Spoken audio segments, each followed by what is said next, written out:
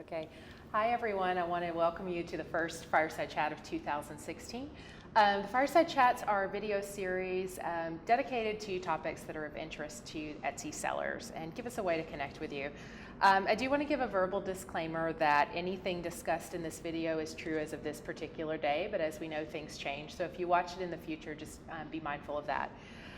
In January, lots of folks are reflecting on the future and thinking about their business and getting inspired for 2016. So we thought that that was a great time for us to focus these next two Fireside Chats on the topic of entrepreneurship and things that would be beneficial to your business.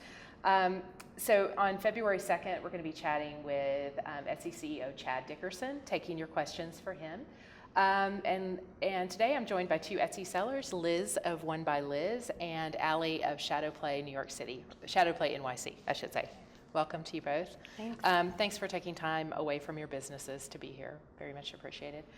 So can you both tell us your shop name, and a little bit about your business? So how you describe your brand, what you sell, anything else you'd like to share? Either one can start. So my name is Allie. I co-own Shadowplay New York. It's a women's wear clothing brand, and we print everything with images from Earth and space. And my name is Liz, and my business is One by Liz, which is focuses on making clocks out of used bicycle gears, along with topographic maps and textiles. Cool. Can you tell me a little bit about how either of you got started with that? What was sort of the inspiring idea, or what got you started with your business? Well, I started it with my roommate at the time, a few years ago, just for fun. We were just recently graduated and we were printing a lot of fabric, and after we had so much fabric, we started cutting and sewing all different kinds of garments, and we ended up with a lot of stuff, so we started an Etsy shop. Cool. What about you, Liz? Yeah, for me, I really started on a whim. I was working as a classroom teacher at the time with a lot of recycled materials and was just really playing around. My husband is a cyclist, so I played with bike parts and textiles and really just was like, okay, let's start an Etsy shop. Let's see what happens, and never would have imagined it would become what it is today. Now, how long have you each had Etsy shops? About 3 years. 3 years. Full time. Yeah. How long for you? And I joined in 2007. 2007. So coming up on almost 9 years. Wow. Crazy. So one reason we wanted to invite you both for the conversation is you both bring really different perspectives. Is running your business a full-time or part-time for each of you? I'm full time. You're full-time. And for me, And it's part-time. You're involved in a lot right now, a lot of different things. Yeah. Yeah, for sure. So yeah, it's part-time. I also work as a teacher, so I teach at the university level as well as teach for the Craft Entrepreneurship program here, which is a program developed by Etsy that really empowers creative people in underserved communities to start a business and earn supplemental income. I love that. It's so great. How long have you been teaching in craft entrepreneurship? Since its beginning. So I think it was about 2 years ago, last fall, that it started. Cool. So great. So this is a big question. How would you describe being a creative entrepreneur? So for me, it's very fun and it's very self-fulfilling, but it's also very challenging. I give myself a really hard time, and I get really disappointed when things aren't going the way I want. So it's kind of, both. It's harder not to take it personally when it's your own business, I think. Exactly. It's been my experience. Yeah, absolutely. What about you, Liz? How would you I think for me, the word multidimensional comes to mind, because as a creative entrepreneur, you're doing so many different things, right? You're designing your product, you're making it, you're trying to sell it, you're figuring out the financials. There's just so many aspects, and it can be really overwhelming at times, but it's also really satisfying as well.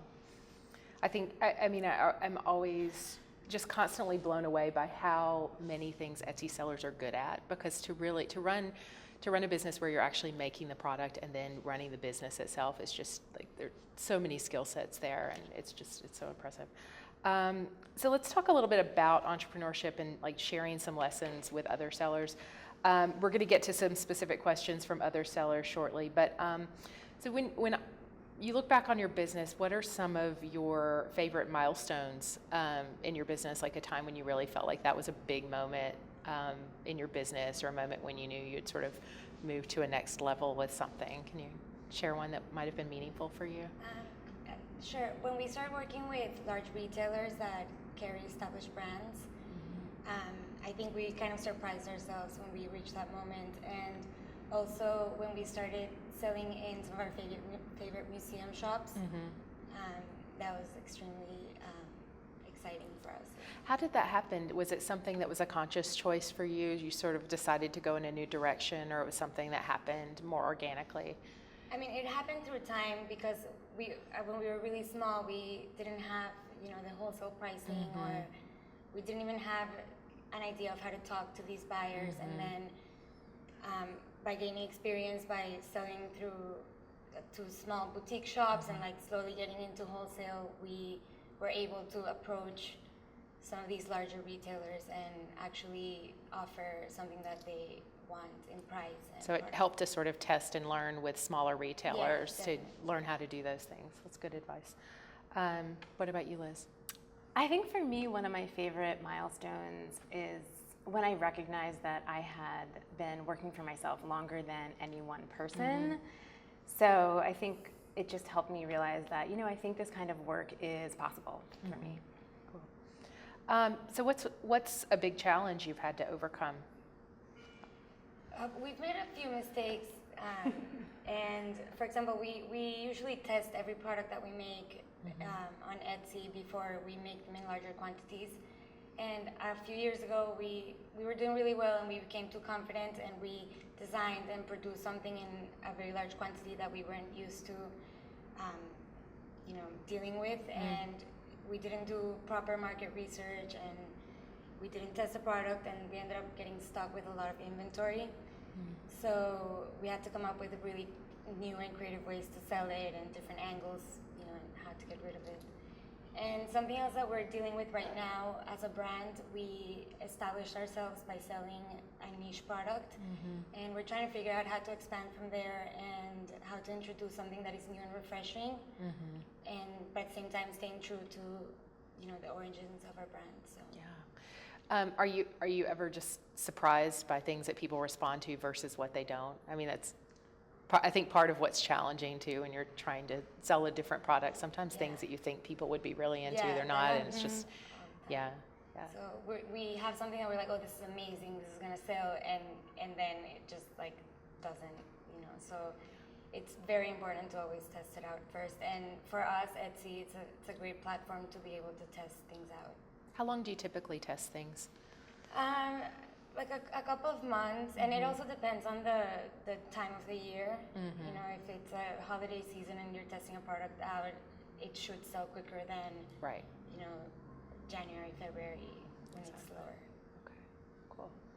What about you, Liz? Challenge overcome? Yeah, I feel like there's always challenges with running your own business. Yeah. For me, I think because I make one-of-a-kind products using recycled materials, I run into a lot of challenges with that. Specifically with one-of-a-kind items, they're really difficult to replicate, right? So on Etsy, I feel like it's taken me some time to really refine my process of photographing items, as well as listing them to make sure that they're accurate, but so that I'm also doing it in an efficient way, right? Because it takes time.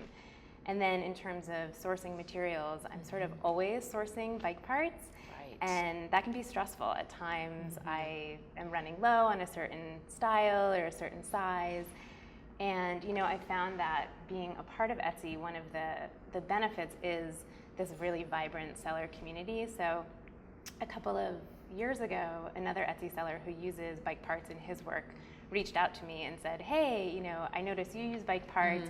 You use different parts of the bike than I do. Can I send you what you need, and then can you send me what I need? And we've since been sending parts back and forth over the last couple of years, which has been pretty awesome. That's awesome. So what's the best piece of advice that you would give to another Etsy seller? Liz, you want to start? Yeah, I think for me, my advice is to connect with your community, connect with your local community, whether that's through Etsy teams, meetup groups, or another form. For me, I've lived in 3 different cities since I started my Etsy shop, so I've always been a part of the regional city team, which has been a really great way just to connect with other sellers. And in California, when I was living there, a couple of other sellers and we created our own little creative business league, which started really informally as a way to get together, talk about business, and it really grew into this organic group in an organic way where we would support one another through retreats, through bringing expert people in. And since living in New York, I am a part of another business group based in Brooklyn of other makers, as well as like a independent shop owner and a freelance graphic designer. And I found that through these different networks, it's just been really great to hear different perspectives, to get inspired. It can help combat some of that isolation. I think it can be really isolating to be an entrepreneur if you don't have a community around you, people to ask for advice and get support. And I mean, I think too, if you look around the world, it's hard to find people who have the path that you're on, and so it's so great when you can find people and get advice and just kind of validation of the experience you're going through. Absolutely. What about you, Allie? I mean, it's very interesting to hear how you've benefited from being in teams, because that's not something that we've explored, and we do feel that isolation. Sometimes I feel like I don't have somebody to ask certain questions, or I always say, like, I need a mentor or something like that. Well, you need to join Liz's team. Yeah, yeah, definitely. But wait, what was the original question? I don't remember. Best piece of advice you would give another Etsy seller? I would say that when you have a product that's not selling well, you should always try and find new angles of different ways to sell it. Try taking new photos, use a different model, change the description, and there's always just a way to sell something, and your first attempt is maybe it's not going to be the best. We've had many times where something wasn't doing well, and then we just like switched the photo and did just like really simple tweaks, and then it just made a huge difference. I mean, one thing I hear both of you talking about is constantly evolving how you think about your brand, how you think about your sourcing, how you think about what you're selling, and just it feels like that's a really important part of this process, that you're just constantly rethinking ways to keep things fresh and change things. Let's see, we know that Etsy sellers have major demands on their time besides their shops, whether that's family, work, school, etc. How do you both approach balancing your creative business with other aspects of your life? Liz, I know this is very timely for you because you recently welcomed your son into the family. Congrats. So let's start with you. How do you balance all of these things? Yeah, man, it's a constant balance. I think for sure being a new parent, I think right now I'm really trying to figure out my time management more than I have before. And right now it means primarily working while my son is napping. Yeah. Right? And I found too that list making is just really important for me. And very simply having paper and a pencil and looking at, okay, here are the things I need to do this week. Let's make sure they're happening, and really most weekends my husband and I will sit down and look at the week ahead and say, okay, what do you have going on? Here are the things I have, how can we best support each other, whether that's through who's cooking dinner or who's watching our son, or, and I feel like having family has been really important. In fact, so my son was born 3 weeks early, just a couple of days before I was preparing for my biggest craft show of the year. So 3 days after I gave birth, I was sitting in my apartment making clocks. You were so hardcore. Which I would not Very recommend. Hardcore, yeah. We don't want to advocate. No, but my mom and my sister came down, and they were helping assembling clocks in the living room. And my husband and best friend drove down to DC that weekend to do the show for me. And it's amazing. It really wouldn't have happened without the support of them. Wow, that's great. What about you? I've seen sometimes in craft fairs like a lot of husbands kind of manning the booths for the wives, and I always think it's amazing. So, I'm lucky that I have a business partner, and we just split the workload 50-50, and we're very efficient and very quick at decision making. And we've also found many ways to just facilitate our day-to-day tasks. So, I mean, I end up having a lot of free time to design and to just play around with photos and stuff like that. Do you try to divide things by what people like to do? Like, do you two naturally gravitate toward different parts of the business? We do. At the beginning, we used to do a little bit of like everything each, and slowly we've both each adopted like different tasks based on our skills. Jimena, my business partner, is very good with digital stuff, so she does most of the photo editing and printmaking. She does programming, Etsy ads, all that stuff. And I deal a lot with selling, handling wholesale accounts. I'll be, for example, preparing a listing and writing everything, just waiting for her to edit photos. So I basically do anything that involves reaching out to people, whether it is a customer or a buyer or a manufacturer or stuff like that. So. Cool. One phrase I really love is work-life integration rather than work-life balance, because work-life balance is not, like, there are very few times where things are actually balanced well between both parts, where life is balanced very equally. But when you think about work-life integration, it's this idea that, like, you can work when it's the right time, you can be with your family in the right time, and you can like try to make those pieces work together as best you can. I think probably your craft fair experience right after the baby was born was a tough integration, but let's see. So what would you say was one way you were able to get to the place where you got things going smoothly in your business? What would be helpful advice you'd give others for that? Well, we've stayed away from custom-made items as we've grown, just because it makes everything a lot more complicated for us. We used to do a lot of customized items at the beginning. We do sell one-of-a-kind items, but they're mostly just samples that we didn't end up producing, so we will sell them as one-of-a-kind. But we sort of just list that when we have time. Sure. Like when we have some low time, we're like, oh, we have all these samples we're gonna try to sell now. And we've also in the past year have started working more with outside manufacturers. They've all been, of course, approved by Etsy, but that has taken a lot of the, like manual labor off our hands. So you're doing more design now? Yeah, and we're focusing on selling, and we were spending like way too much time sewing, and it was just like it's impossible to grow to a certain extent. Yeah. And we're also using a lot of software that make it really easy for us to keep track of our inventory or to ship, and just like those small things that otherwise would take a longer time. Cool. What about you, Liz? Yeah, I think that I've just learned a lot. We were talking before about just, you're just constantly tweaking things and constantly playing around with what works and what doesn't. Yeah. So, you mentioned you don't do a lot of custom orders.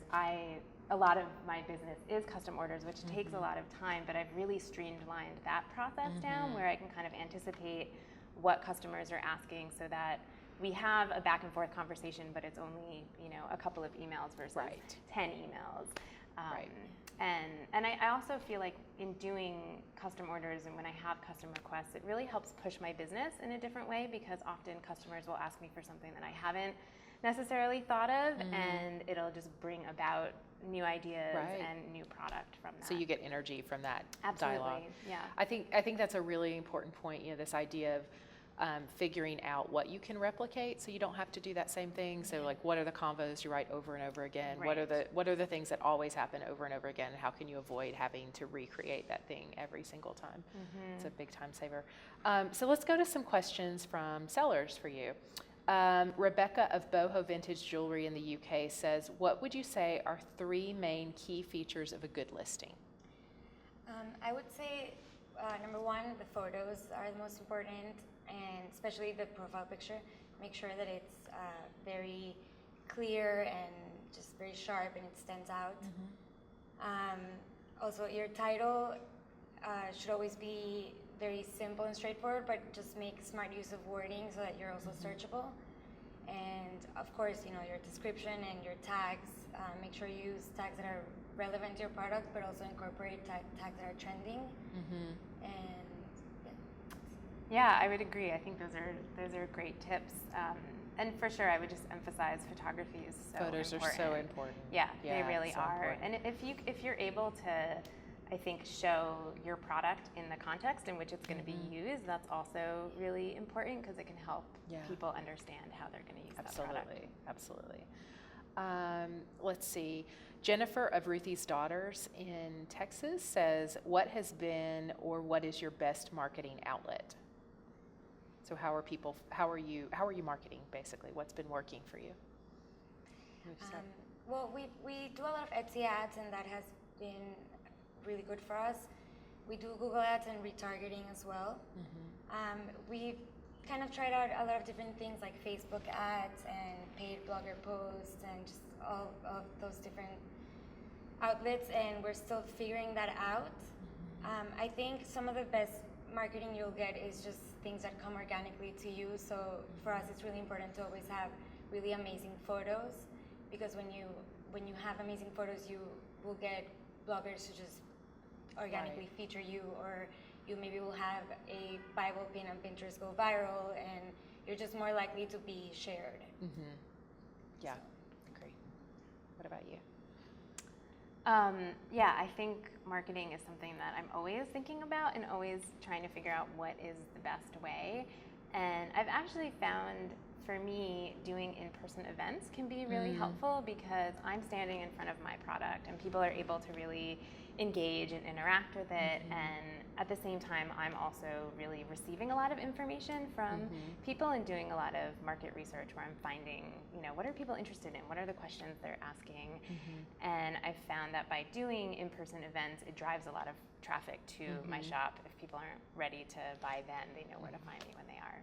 It's just interesting from talking to the two of you, because you get energy in very different ways in your business, the different parts of it. And it's so neat that you've created ways of working that give you what you need to do your work well. Which is we cool. do a lot of craft fairs also to just to get the same kind of feedback from people and to see what kind of customers are attracted to our products, what fabrics they like when they touch it, so it's always important to have in-person experiences, because when you're online, you're very separated from. So you get a lot of good information that way from people. Yeah, cool.